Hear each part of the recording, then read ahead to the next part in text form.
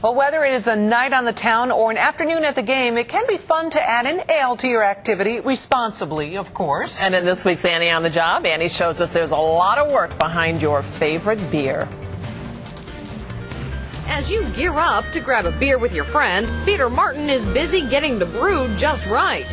He's the director of brewing operations at Brown's Brewing in Troy. And today, he's showing me how to make the perfect pint. This is where the magic happens. This is where the magic happens. We're about to mash in.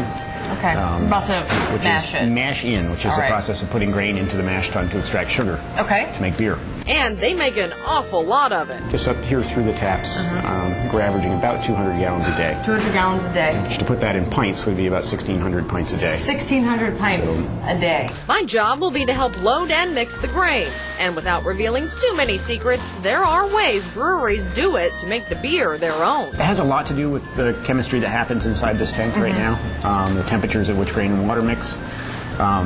What kinds of grain you use, where you get them. Brown's has about a dozen beers going at any given time, not to mention some seasonal suds, adding up to about 25 different varieties throughout the year. So, let's get to it. First, we start with the grain.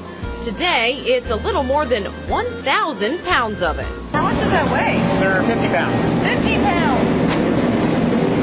Yeah. Then, you add water. This thing is set up kind of like a coffee filter. Water passes through the grain, passes through perforated plates in the bottom of the tank, and we collect that liquid to be boiled and, with hops to become beer. Okay. So at this stage, it's called a sweet wort. Okay.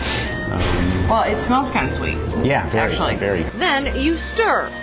A lot. And it is a really big workout because it's awfully hot and there's a lot of steam coming out of here on top of it. Eventually, hops make their way into the mix. Each little flower actually looks kind of like a tissue paper pine cone. Yeah.